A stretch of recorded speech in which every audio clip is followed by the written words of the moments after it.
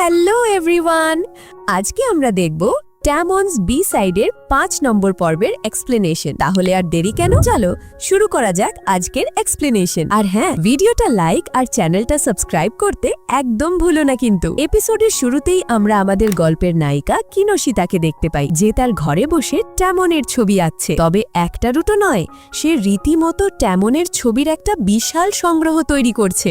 মজার ব্যাপার হলো, সে ইতোমধ্যে ট্যামনের 900টা ছবি এঁকে ফেলেছে, আর তার লক্ষ্য হলো মোট 1000টা ছবি আঁকা। মেয়েটা যে কি করছে বা কেন করছে তা ওই জানে। মনে হচ্ছে ট্যামনের প্রতি তার ফ্যানগার্ল মোমেন্ট একটু বেশি সিরিয়াস লেভেলে চলে গেছে। কাজের মধ্যেই হঠাৎ কিনোশিতার কাছে একটা ফোন আসে। ফোনটা তার কাজের জায়গা থেকে করা হয়েছিল।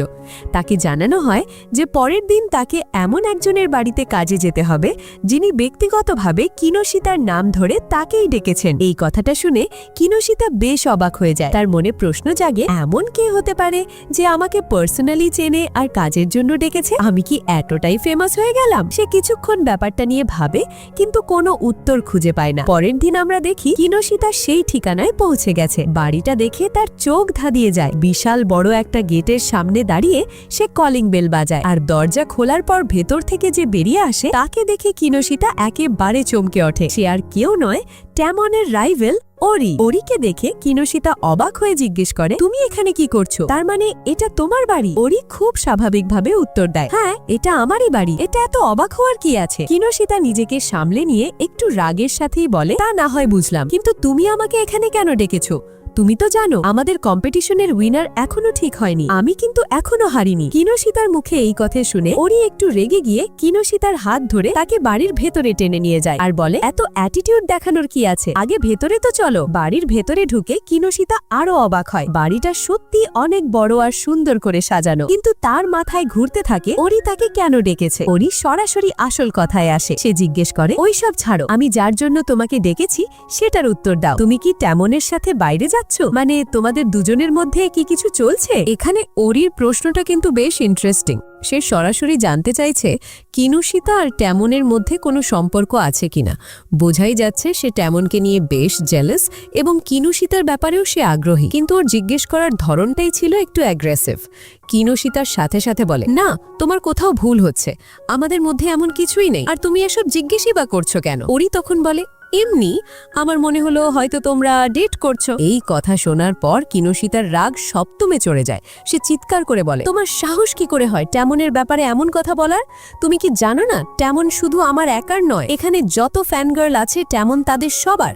আমি একা ওর উপর অধিকার ফলাতে পারি না। কিনোশিতার এই রূপ দেখে ওরি একটু থতমত খেয়ে যায়। সে বলে, আরে ঠিক আছে ঠিক আছে, এত রাগ করার কি আছে? আমি তো শুধু জিজ্ঞেস করছিলাম। আচ্ছা ঠিক আছে, তুমি এখন যেতে পারো। কিনোশিতা অবাক হয়ে বলে, কি তার মানে তুমি আমাকে শুধু এই কথাটা জিজ্ঞেস করার জন্য এত দূর থেকে ডেকে এনেছো? ওরি উত্তর দেয়, হ্যাঁ, নয়তো আর কেন ডাকবো? কিনোশিতা বলে, এই কথাটা তো তুমি আমাকে পরেও জিজ্ঞেস করতে পারতে। ওরি বলে, জানি না, আমার মনে হলো তোমাকে এখানে ডেকেই জিজ্ঞেস করা উচিত, তাই করেছি। কিনোশিতা আর কথা না বাড়িয়ে সেখান থেকে যাওয়ার জন্য ঘুরে দাঁড়ায়, কিন্তু ঠিক তখনই একটা অদ্ভুত ঘটনা ঘটে। ওরি টলতে টলতে কিনোশিতার গায়ের ওপর এসে পড়ে যায়। কিনোশিতা তাকে ধরতে গিয়ে বুঝতে পারে যে ওরির গা জ্বরে পুড়ে যাচ্ছে। পরের সিনে আমরা দেখি ওরি তার বেডরুমে অজ্ঞান হয়ে শুয়ে আছে, আর কিনোশিতা তার পাশে দাঁড়িয়ে সেবা করছে। যখন ওর জ্ঞান ফেরে সে চোখ খুলে কিনোশিতাকে তার ঘরে দেখে চমকে যায়। সে দুর্বল গলায় বলে, তুমি এখানে কি করছো? আমি তো তোমাকে বাড়ি যেতে বলেছিলাম। কিনোশিতা শান্তভাবে উত্তর দেয়, তোমার প্রচন্ড জ্বর, তাই আমি থেকে গেলাম। আর তাছাড়া তুমি তো আজকের দিনের জন্য আমাকে হায়ার করেছিলে, তাই তোমার বাড়ির বাকি কাজগুলো আমি করে দিয়েছি। এরপর কিনোশিতা মনে মনে ভাবতে থাকে যে ফেস ব্যান্ডের নতুন সেন্টার হওয়ার জন্য যে কম্পিটিশন চলছে তার 5টা স্টেজের মধ্যে 2টো স্টেজ ইতিমধ্যেই শেষ হয়েছে, আর সেই 2টো স্টেজে ট্যামন আর ওরি দুজনেই একটা করে জিতেছে। মানে তারা এখন সমান সমান জায়গায় দাঁড়িয়ে আছে। বাকি 3টে রাউন্ডের ওপরই সবটা নির্ভর করছে। এই মুহূর্তে ওরির অবস্থা দেখে কিনোশিতার মনে হয় ছেলেটা সত্যি জেতার জন্য কতটা পরিশ্রম করছে। এই পরিশ্রমের কারণেই হয়তো ওর শরীর এভাবে ভেঙে পড়েছে। ওর ভাবনার মাঝেই ওরি আবার বলে ওঠে, আমি তোমাকে যেতে বলেছি না, তুমি এখনো এখানে কি করছো? কিনোশিতা বলে, চুপচাপ শুয়ে থাকো, তোমার এখন বিশ্রামের দরকার। ওরি কিছুটা শান্ত হয়ে বলে, আচ্ছা একটা কাজ করবে, তুমি কালকেও চলে এসো। কিনোশিতা এবার একটু ভাব দেখিয়ে বলে, না আমি আসবো না, আর যদি আমাকে ডাকতেই হয় তাহলে ফর্মালি হায়ার করতে হবে। এরপর আমরা দেখি কিনুশিতা ওরির বাড়ি থেকে বেরিয়ে ট্যামনের বাড়ির দিকে যাচ্ছে।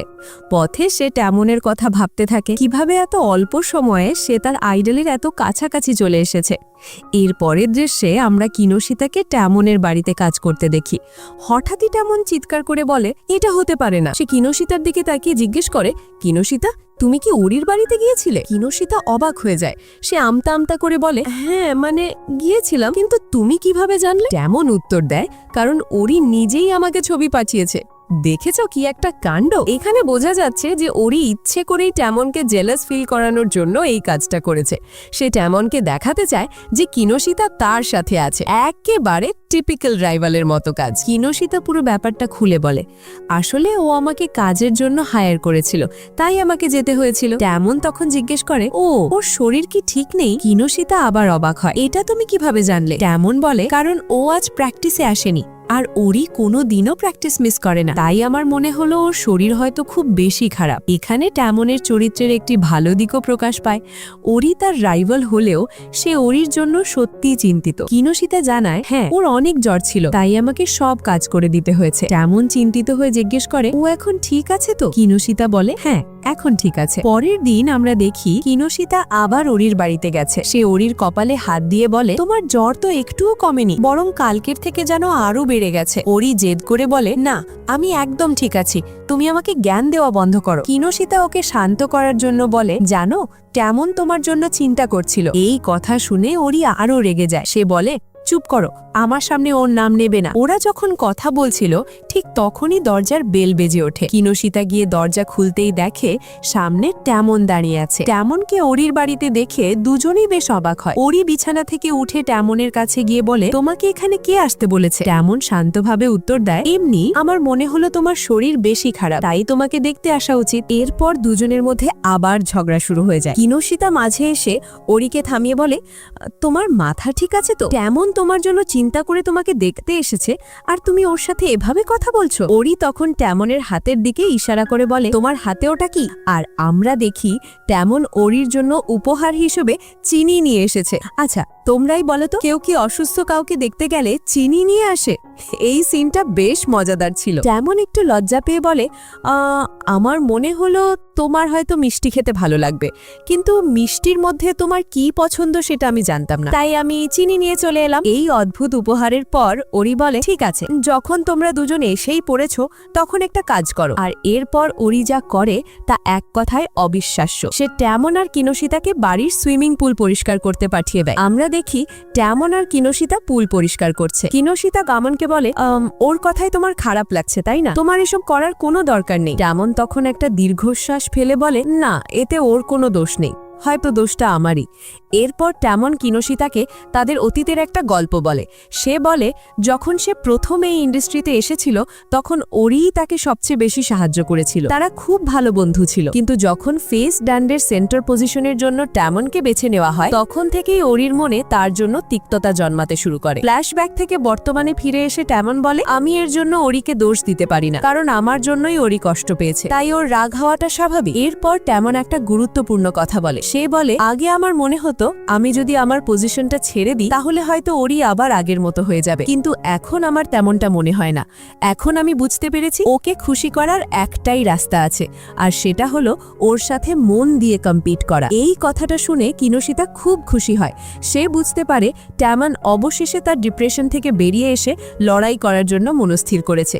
এটা ট্যামনের ক্যারেক্টার ডেভেলপমেন্টের একটা বড় ধাপ। ঠিক তখনই ওরি এসে দেখে ওরা কাজ না করে গল্প করছে। সে রেগে গিয়ে ট্যামনের গায়ে জল ছিটাতে শুরু করে, আর তাদের মধ্যে একটা খুনসুটি শুরু হয়ে যায়। এরপর সিন শিফট হয় আর আমরা দেখি কম্পিটিশনের তৃতীয় রাউন্ডের বিজয়ী হয় ওরি, আর চতুর্থ রাউন্ড জেতে ট্যামন। এর মানে 4 রাউন্ডের শেষে তারা দুজনেই 2টো করে রাউন্ড জিতেছে। স্কোর এখন সমান সমান, অর্থাৎ শেষ এবং পঞ্চম রাউন্ড যে জিতবে সেই হবে ফেস ব্যান্ডের নতুন সেন্টার। পুরো ব্যাপারটা এখন একটা ফাইনাল ম্যাচের মতো হয়ে দাঁড়িয়েছে, আর আমাদের জানানো হয় যে পঞ্চম রাউন্ডটা হবে একটা গান গানের প্রতিযোগিতা।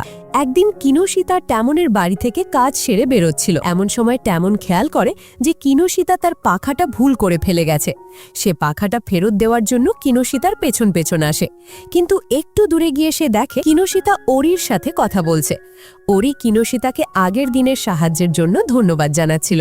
তারপর সে জিজ্ঞেস করে, আচ্ছা একটা কথা বলো, আমি যদি এই কম্পিটিশনটা জিতে যাই আর ব্যান্ডের সেন্টার হই, তাহলে কি তুমি আমার ফ্যান হবে? কিনোশিতা হেসে বলে, আগে তো যেত, আমার তো মনে হয় ট্যামনই জিতবে। ওরি জোর দিয়ে বলে, না, তুমি শুধু বলো তুমি আমার ফ্যান হবে কিনা। কিনোশিতা কোনো উত্তর না দিয়ে সেখান থেকে চলে যেতে থাকে। তখন ওরি তাকে থামিয়ে বলে, মনে আছে আমি তোমাকে একটা চ্যালেঞ্জ দিয়েছিলাম, আমি সেই চ্যালেঞ্জটা ফিরিয়ে নিচ্ছি, তুমি শুধু আমার ফ্যান হয়ে যেও, সেটাই আমার জন্য অনেক। কিনোশিতা তখন একটা পাল্টা শর্ত দেয়। সে বলে, ঠিক আছে, কিন্তু যদি ট্যামন জেতে তাহলে তোমাকে ট্যামনের ফ্যান হতে হবে। এই কথা শুনে ওরি রেগে গিয়ে বলে, ছাই হব, এটা কোনো দিনও হবে না। আর এই পুরো কথোপকথনটা আড়াল থেকে শুনে ফেলে ট্যামন। পরের দিন আমরা দেখি ট্যামন গানের জন্য প্রচন্ড পরিশ্রম করছে।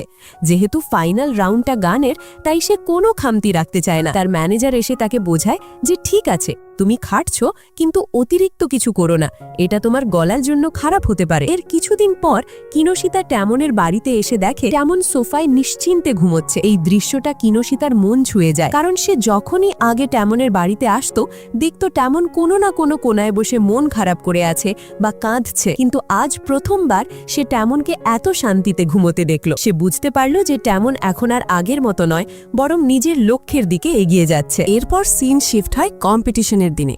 প্রথমে ব্যান্ডের বাকি মেম্বারদের সাথে আমাদের পরিচয় করানো হয়, নাৎসুকি, কাই এবং কেইতো।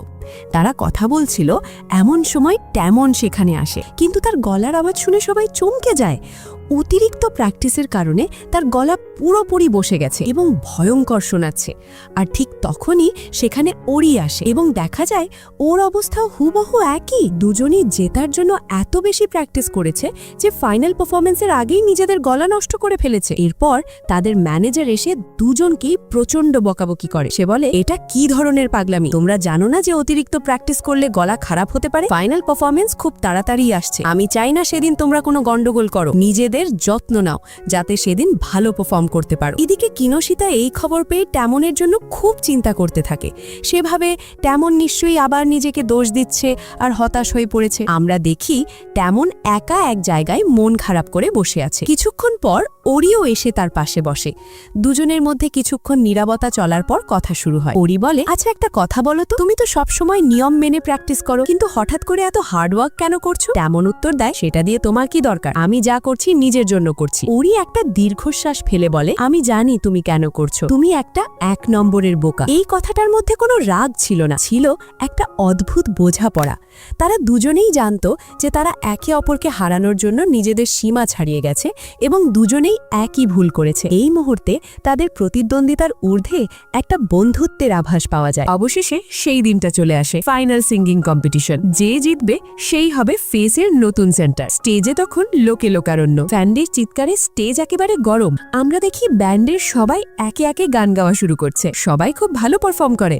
ফ্যানরা তাদের লাইট স্টিক নেড়ে সবাইকে সাপোর্ট করছে। অবশেষে ট্যামনের পালা আসে। সে যখন গান গাইতে শুরু করে তার আবেগ যেন বাঁধ ভেঙে বেরিয়ে আসে। গান গাইতে গাইতে তার চোখ দিয়ে জল পড়তে থাকে। আর এই আবেগ ঘন মুহূর্তটার সাথে এপিসোডটি এখানেই শেষ হয়ে যায়। তো বন্ধুরা, কে জিতবে এই ফাইনাল রাউন্ড, ট্যামন নাকি ওরি? সেটা জানতে হলে আমাদের অপেক্ষা করতে হবে পরের এপিসোডের জন্য। তো আজকের এক্সপ্লেনেশনটা তোমাদের কেমন লাগলো সেটা অবশ্যই কমেন্ট করে জানিও। যদি ভালো লেগে থাকে তাহলে একটা লাইক আর সাবস্ক্রাইব করতে ভুলো না কিন্তু। দেখা হচ্ছে খুব তাড়াতাড়ি পরের এপিসোডের এক্সপ্লেনেশন নিয়ে। ততদিন পর্যন্ত take care and good by.